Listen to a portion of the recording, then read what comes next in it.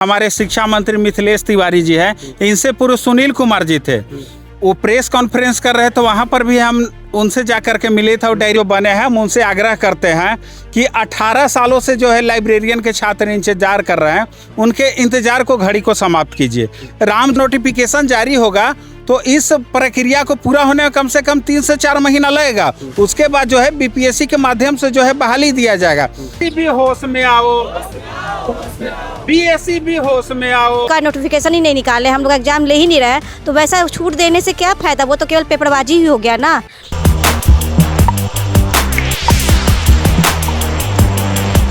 नमस्कार, मेरा नाम है कुणाल और वॉइस ऑफ देख रहे। देखिए, लेट नोटिफिकेशन को लेकर के एक बार नहीं, पटना की सड़क पे कई बार अभ्यर्थी उतर चुके हैं। उसके बाद भी 18 साल बीत गया, लेकिन लाइब्रेरियन की वैकेंसी अभी तक नहीं आई। छात्र नेता विकेश भट्ट हमारे साथ मौजूद हैं और काफ़ी सारे छात्र भी हैं। क्या चाहते हैं? 18 साल हो गया, शिक्षा मंत्री से नए बने हैं, उनसे मिले शिक्षा मंत्री से लेट नोटिफिकेशन को? अभी तो मिले नहीं, लेकिन शिक्षा मंत्री के कानों तक ऐसा नहीं कि आवाज़ नहीं पहुंचा। आपको मालूम होगा कि अभी जो हमारे शिक्षा मंत्री मिथिलेश तिवारी जी हैं, इनसे पूर्व सुनील कुमार जी थे। वो प्रेस कॉन्फ्रेंस कर रहे थे, वहाँ पर भी हम उनसे जा कर के मिले थे और डायरेक्ट सवाल किए थे।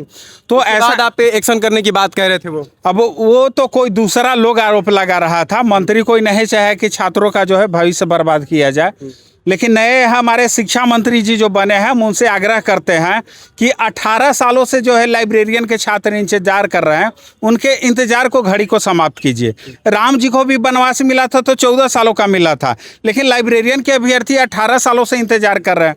और हमारी मांग है सर कि लेट का नोटिफिकेशन जारी करे, वैकेंसी की मांग नहीं कर रहे हैं, हम पात्रता परीक्षा की मांग कर रहे हैं। लेट लाइब्रेरियन एलिजिबिलिटी टेस्ट, क्योंकि ये लेट का नोटिफिकेशन जारी होगा तो इस प्रक्रिया को पूरा होने में कम से कम 3 से 4 महीना लगेगा। उसके बाद जो है बीपीएससी के माध्यम से जो है बहाली दिया जाएगा।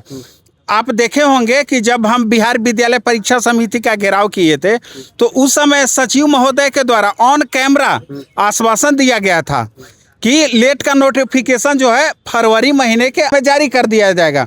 छात्र जो है चुपचाप पढ़ाई में लग जाए, आंदोलन करने की कोई आवश्यकता नहीं। देखिए, जून चल रहा है, अब छात्र जो है कितना इंतजार करेंगे। अब छात्रों का जो है सब्र का बांध टूट गया है। इसलिए आज हम लोग गांधी मैदान में एक मीटिंग बुलाए थे और मीटिंग में हम लोग जो है फाइनली एक डिसीजन लिए हैं कि 29 तारीख को जो है हम लोग महा आंदोलन करने जा रहे हैं। डेट रख दिए हैं 29 तारीख से। अगर शिक्षा मंत्री उससे पहले कुछ ऐलान करते हैं या बीएसबी ऐलान करती है तो क्या करिएगा? जब हमारी बातों को सुन लिया जाएगा तो हम अपने प्रोटेस्ट को जो स्थगित कर देंगे, क्योंकि मेरी मांग को जब सुन लिया जाएगा तो हम आंदोलन फिर क्यों करेंगे। शिक्षा मंत्री जी से आग्रह है कि इस पर जो है जल्द से जल्द विचार करें। आपको लगता है कि आपके प्रोटेस्ट से पहले कुछ ऐलान होगा या आप लोगों को सड़क पर उतरना ही पड़ेगा? क्योंकि इससे पहले भी आप लोग सड़क पर उतरे थे तो आप लोगों को भगा दिया गया था या आश्वासन दिया गया था, तो उसके बाद भी कुछ नहीं हुआ। एक बार नहीं, कई बार उतरे थे सड़क पे। देखिए, कभी कभार होता है कि आंदोलन से पूर्व ही जो है हमारी बातों को सुन लिया जाता है। जैसे कि एसटीईटी के लिए हम लोग जब लड़ाई कर रहे थे तो आंदोलन से पहले ही जो है घोषणा कर दिया गया था कि टीआरई 4 में जो है एसटीईटी के अभ्यर्थियों को जो है मौका दिया जाएगा। लेकिन देखिए, अब इसमें अगर शिक्षा मंत्री जी निर्णय लेते हैं तो बहुत अच्छी बात है, हम लोग जो है उनके फैसले का स्वागत करेंगे। अन्यथा हम लोग बस सड़क पर उतरने के लिए मजबूर है। चलिए, बिहार की बेटियां भी यहाँ मौजूद है। कितने साल से तैयारी कर रही हैं?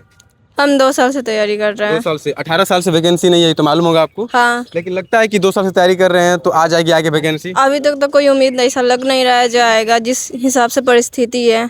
अभी तक लगता नहीं है? नहीं। क्या लगता है कि लेट का जो नोटिफिकेशन वो आएगा, एग्जाम होगा? पता नहीं, अभी तक तो कुछ पता नहीं है कि होगा कि नहीं होगा।